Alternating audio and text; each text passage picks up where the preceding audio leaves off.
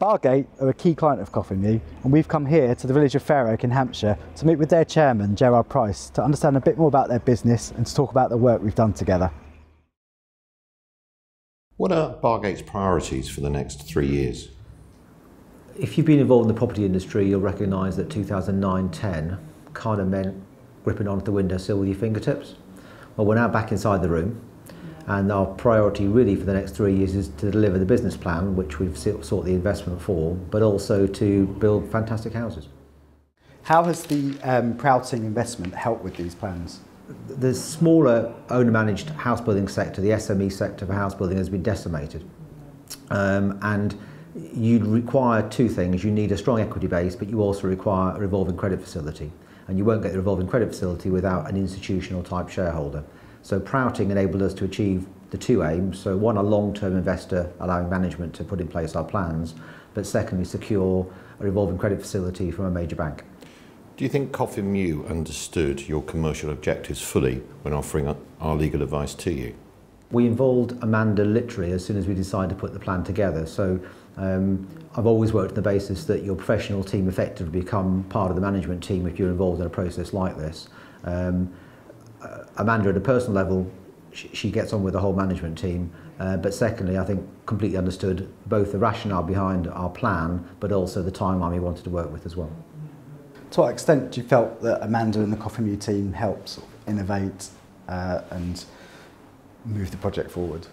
Amanda helped me stop jumping out the window during the due diligence process, particularly the warranty process, and made me realise that it was just a process we had to go through. And on a slightly more serious note than that, I think that we dealt with a private family office, and in some ways that made the process more difficult because there wasn't a standardised set of documentation, and they were dealing with people who had perhaps a longer term personal perspective on a transaction rather than a normal corporate approach.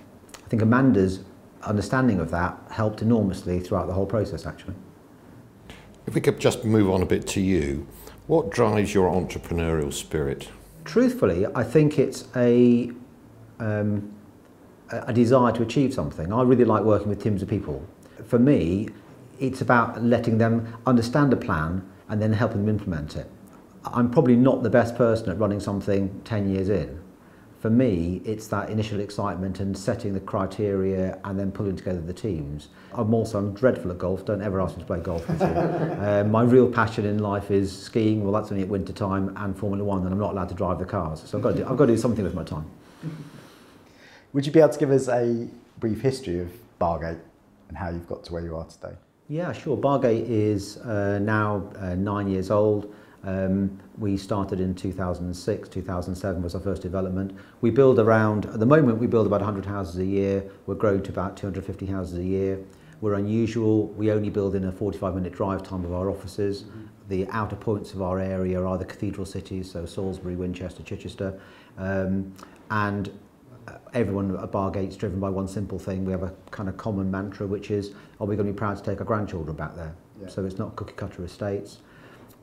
What we've been doing with this new business plan is turning ourselves into a credible alternative to national house builders who have a place, and we're never going to be able to compete with someone building 20,000 houses a year. We don't want to. What we want to do is to offer a landowner the opportunity to build something that perhaps is much more inclusive for the community, and from our point of view, something we're really proud of.